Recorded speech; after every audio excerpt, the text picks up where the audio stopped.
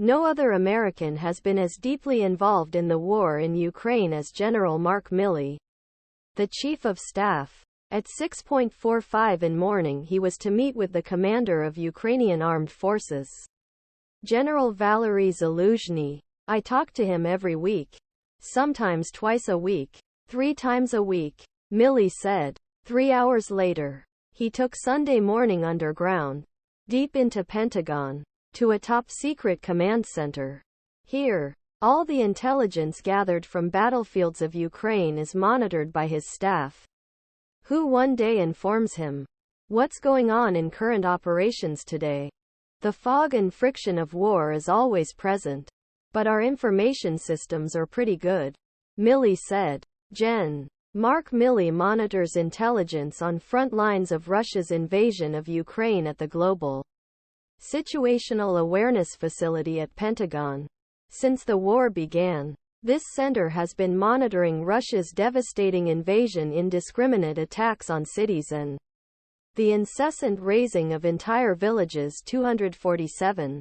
According to the latest death toll estimates, 200,000 soldiers were killed or wounded in Ukraine, while Russia lost 300,000 soldiers. Martin asked, "You've had your fair share of battle. Have you ever seen a fight like this?" "No," Milley replied. "I've been blown up in vehicles a few times. For the past 100 days, Ukrainian troops have been firing artillery fire at what U.S. officials say is an unsustainable rate as they try to break through Russia's front lines. The Ukrainian offensive that Milley helped plan is met with tougher than expected resistance. In the war games where we help them do the war games and planning, it's going slower than people expect," he said. "But that's the difference between a war on paper and a real war. I mean, it's a situation where real people are actually killed and real vehicles are actually blown up. So people tend to slow down in situations like that. But it's very intentional and they're making progress every day." Martin asked, "If they're losing so much, how much slower and more deliberate progress can they stand?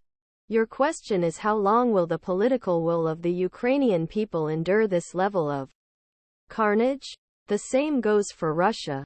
By the way, maps on screens in command center track painful progress of offensive Ukrainians are cutting through Russian lines defended by minefields, ditches, barbed wire, dragon's teeth, anti-tank fortifications, and 10 or 12-man squads armed with anti-tank ammunition. Small hunter teams. The United States touts the $44 billion in military equipment it has pledged to Ukraine but says little about equally valuable intelligence. Asked if the U.S. would share with Ukraine what it knew about Russian troop movements, Milley said, "Our intelligence connections to Ukraine are, of course, pretty clear. And of course, the CIA and the interagency NSA, all those guys.